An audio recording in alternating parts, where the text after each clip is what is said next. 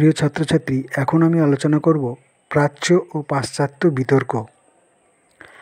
1813 সালে চার্টার অ্যাক্টের দ্বারা ভারতবাসীদের শিক্ষার জন্য ইংরেজ সরকার বাৎসরিক 1 লক্ষ টাকা ব্যয় করার সুপারিশ করে।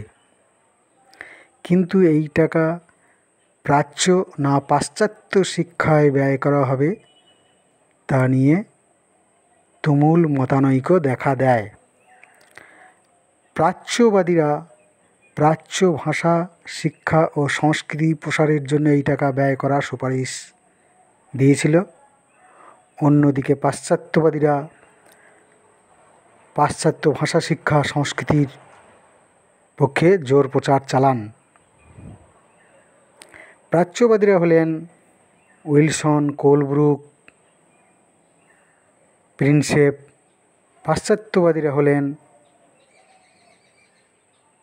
আলেকজান্ডার ডাফ, স্যান্ডার্স, রাজা রামমোহন রায়। শেষ পর্যন্ত পাশ্চাত্যবাদীরা জয়যুক্ত হয়। 1835 সালে ইংরেজি ভাষা সরকারি ভাষা হিসাবে স্বীকৃতি পেয়েছিল লর্ড উইলিয়াম বেন্টিংয়ের আমলে।